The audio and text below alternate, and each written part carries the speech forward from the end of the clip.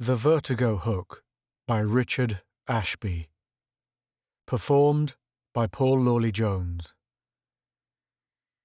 It was a long way in time and dimension from his friendly home seas, and the irritant was hungry and ill-humoured.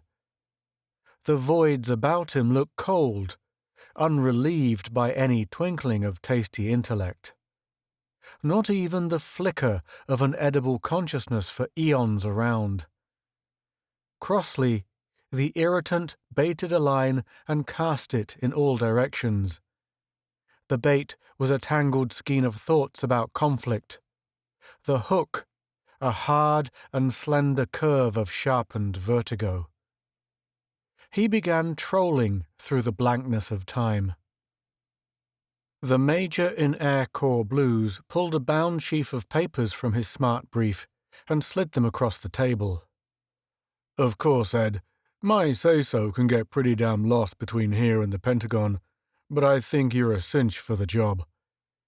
He plucked the short cigarette from between his thin lips and snubbed it out in the overflowing Petri dish that served as an ashtray. "And," Major Hall cocked a speculative eye at his friend, "I can't think of a better way for you to get this joint out of the red." "Quicker, you mean, not better." Ed Wilkes riffled through the specification booklet. "Lump this for me, huh?" "Right. But first, you tell me something, chum. Why should you, an MIT honor grad, a laddie with more degrees than the Kremlin has Reds, bury yourself down here in the mouldering South, presiding angel over the destiny of an insignificant little college?" He waved his hand in an encompassing gesture that pointed up the stained lab table, the cracks in the wall and ceiling, the general air of save-and-make-do that characterized the entire campus. "Insignificant and crumbling even when Lincoln was president." "I like Virginia," Wilkes replied. "I am not buried, I am not presiding angel, but just chair of higher math, and this place was new in Lincoln's time. I have no intention of fighting the Civil War with you just now, but allow me to say, as a Northerner, mind you, that the South has done pretty good. Now, sum up this sheaf of high-brass double-talk." He tossed the papers back to Major Hall. "First, though, let me call in Mosby." "Who and why?" Ed swiveled around and flicked a switch on an office-to-office phone. "Worked with me before the war on the argon valve gimmick." "The what?" "A widget to help stabilize thiotomaline," he obliged, with bland, level gaze. "Oh." Wilkes jiggled the switch again. "Hello? Doc Mosby?" "Wilkes. Got something that might interest you. Would cross the hall and look in?" "Swell." He hung up. "You'll like Mosby, Pete. Smart as hell. Awful nice to work with, too. We've both got classes this summer." The door opened and a handsome woman came in, an expectant, questioning tilt to the dark wings of her brows. She was in her mid-30s, her bright, blonde hair tucked into a trim bun, and wore a severely tailored linen suit that almost managed to hide an interesting body. "Julie, this is Major Peter Hall. He sat out part of the war with me at Wright Field. Pete, Dr. Julie Mosby, Chair of Physics, builder of vigorous martinis, and good guy." The Major scrambled to his feet and took the cool hand she offered him. "Well, hello. I can see why Ed left Northwestern." "You drafting him? I hope not." She looked from Major Hall to Wilkes to the booklet before them. "What gives?" "Pete here," said Wilkes, as they seated themselves, "bears gifts and assorted tidings. I want you to hear his yarn." "Well," Major Hall picked up the document and ahemed. "Special testing and materials needs a job done. I thought Ed was the man for it, so they sent me down to talk things over. The prize is a calculator we'll install and leave here and—" Julie's dark eyes sparkled. "Lord, Ed! Sign up quick. A calculator? I can see next fall's catalogue now. It'll jump enrollment 30% at the very least." "Yeah," said Wilkes cautiously, That it might, but hear the soldier man out. We want him and his team to come up with a nozzle lining. My guess is that the work would be about 9/10 sheer math, and then a little field work in New Mexico.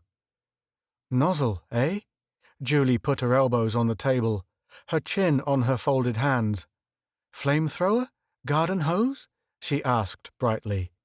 Rockets, Julie. Seems that V1 and 2 and the rest of their hive aren't mean enough. Major Hall opened the booklet and hurried on. We need a nozzle or nozzle lining that will stand the 2 or 3 second change from near zero to full blast temperatures. Frankly, the long-range missile business is up a creek. It seems there's a limit to the range. Incandescence, Julie offered. The Major looked at her with new respect. How do you know? They go too far, they come down too fast. They burn up on re-entering lower and denser air. We've got to slow up their approach somehow. Anyhow. And I'll bet you're going to try to use nose rockets to break with, she mused. Tried carborundum with preheating units? No, we haven't, but how the hell, pardon me, did you guess about braking rockets? The officer glowered suspiciously. You doing work for the Navy? He made a mild oath of the word. Chuckling, Ed Wilkes put a soothing hand on the other's arm. Hang on, Peter, simmer down. I told you we could use Julie. You see, weapons are her hobby. Check the library lists sometimes. You'll find a sweet work there of hers dealing with every persuader from crossbow to Tommy gun. To say nothing of shillelagh, arbalest, and stylet, she added modestly, nor of whinyard, hagbut, and assegai. Well, break me to sergeant. The Major shook his head wonderingly. How come a sweet little southern thing like you got such a bloody mind? Wilkes tilted back against the wall. Runs in her family, Pete. Ever heard of her great-uncle, John Singleton Mosby? Let's see. Hall squinted, pursed his lips reflectively. Something about mobility. Got it. Mosby's Raiders. Couple of hundred cutthroats who operated behind northern lines in the Civil War. Each man carried 4 or 5 pistols. Mobility plus firepower. As I recall from a rather dull West Point course, and that was years ago, my children, he raised merry hell with the Union war effort for a time. Even captured a general, didn't he, Ed? General Stoughton, Julie supplied. And he would have snatched Grant, but peace broke out. My father used to insist that he could have won the war for us. If? Hall favoured her with a rather indulgent smile.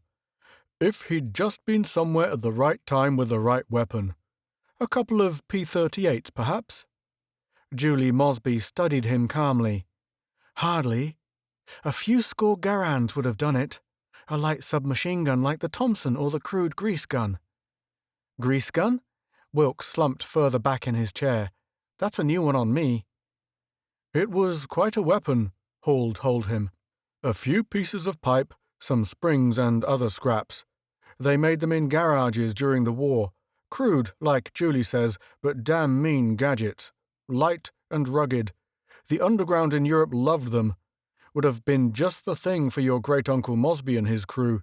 But as for his winning the war... He glanced at his watch, then jumped in. Judas, I've got to catch a plane out of here in an hour. Enjoyed talking with you, Dr. Mosby. We'll get together again. He nodded his thanks. And you, Ed? Are you in on this nozzle project? Don't know. Ed Wilkes regarded Julie's eagerness. Let's leave it up to you, Julie. I'll be a big thing for the school. You see, Pete, the place is only partly state-supported.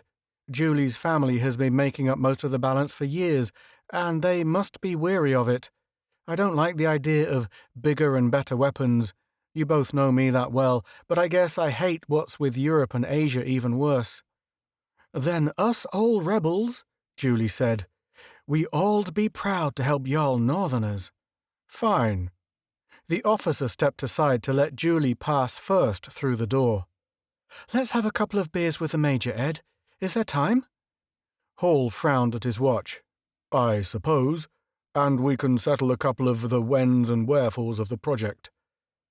They left the science building together, walked down the worn stone steps and out onto the rather neglected-looking June campus. "There's a student beer hall about a block from here," said Julie.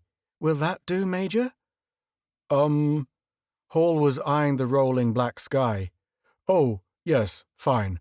Hope it's not going to storm. My flight'll be scratched and I've got to be in Washington by 5 at the latest." The first big drops came spattering down. Damn, left my raincoat in the staff car. The three hurried past a blighted, moss-grown statue of a wounded Confederate soldier saluting General Lee in full uniform. When the first tug of intelligence registered, the irritant was sleeping restlessly. The second brought him out of troubled dreams. At the third, he hauled in. Nothing. Nothing but a jumbled scattering of low-order Babylon memories and impressions. Not enough for a meal. Angrily, he examined the trashy catch. 3 minor intelligences. Mental pictures of a crude something that stored, then propelled bits of metal forward, and... The irritant took more careful note. A weave of thoughts about some other intelligence called John Singleton Mosby. And close at hand, too. Just a few moves to the side, then around. The irritant patiently fashioned a new bait. A summary of the concepts concerning the metal object. The tube attached so to the middle, attached so to the rest, then filled with that which coiled and slid and turned. Might be just the lure. Done. Now the quarry should be about... here. Out went the bait into space-time. The ordnance sergeant, Jake Lavender, looked up from the Sharps carbine he was repairing. "Huh?" There was no reply. Frowning, he took an oily rag and began wiping the bolt he had filed into a better fit. Sure as thunder, someone had called out the captain's name, or whispered it more like. His gaze darted about the littered barn loft. Boxes of ammunition, 2 saddles, piles of stolen rifles and an empty bunk. No room for anyone to hide. Sergeant Lavender vigorously renewed his wiping. John Singleton Mosby. By God! He snatched up a loaded pistol and rose.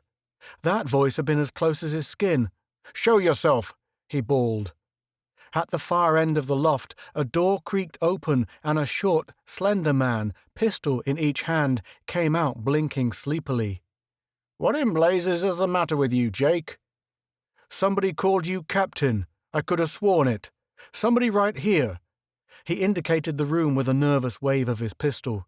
"Used all 3 of your names, too, like whispering it was. Captain, sir. You all right? Sir? There, you hear 'em? A woman and a man whispering something about a daft sort of gun. Who is it, Captain? How are we hearing 'em?" When the hackles rose just so high on Jake Lavender's neck, he fainted. His captain followed suit a few moments later. Glanced at his watch, climbed respectfully to his feet. "Madam, my pardons, but my visitor's visa is up tomorrow noon. I'll have to ride till night to catch the Shenandoah stage, or I'll never make my morning steamboat connections to New York." The artillery major, Peter Hall, bowed gravely to his hostess. "It's extremely kind of such an important personage as yourself, Miss Mosby, to spend a while with a poor foreigner." He straightened, studied his friend. "Well, Ed, are you in on this project? Our government needs your help if we are ever to perfect an electric cannon, and you are, remember, still a Union citizen." "I haven't forgotten, Pete." He regarded Julie May's placid face. "It's sort of up to you, Miss Julie. I don't like the idea of bigger and better weapons. You both know me that well, but I guess I hate what the French are doing in Mexico even worse." "Our governments now stand together, Major. Ed has my leave to do the research." "Fine." The officer stepped aside to let Julie May pass first through the door. "Have you all time for refreshments before leaving, sir? There's a very proper tavern on the campus." Hall frowned at his watch. I'll make the time, ma'am. Julie May Mosby, heir to her family's huge grants and honorary president of the culturally important Mosby University, patted a long curl into perfection with her folded fan. I've learned one thing from y'all. Not all Northerners are the uncouth messes your Erskine Caldwell says y'all are. The officer managed a bleak smile. You referred to his Marijuana Road? Julie May nodded, allowed herself to be helped down a short flight of lustrous tiled steps. That's the very book. I should think y'all'd be mighty unhappy with that scamp. He's not too well received in polite union circles, I assure you, ma'am. Professor Wilkes decided his friend had taken enough. Miss Julie's just teasing you, Pete. She's travelled quite extensively in Union. That's where I met Ed here, Major. 3 or 4 years ago, 1948, I believe. He was slaving his little old brains away at dinky little Northwestern U. The woman nodded graciously to a bowing Negro slave, trilled her charming laugh. Why, Major, I do believe it's storming up to rain. If I'm going to walk with you all to the tavern, someone's going to have to give me his coat. Professor? Certainly, Miss Julie. Here. They paused at the end of the wide and gleaming hallway, staring out across the splendid campus at the rolling black sky. Rain, grumbled the Major, and my horse is a bad mudder. I've got to be in Fredericksburg by 9 to make connections. The first big drops came sailing down. Heck, hope my cape is in the saddlebag. The three hurried past a magnificent group of marble statuary that depicted Grant surrendering to Lee. Beside them stood General Mosby with his once incredible homemade grease gun. When his leisurely feast was done, the irritant launched himself in the direction of home, and before he had coasted a single 1,000 years or so, was fast asleep. You have been listening to The Vertigo Hook by Richard Ashby, performed by Paul Lawley Jones.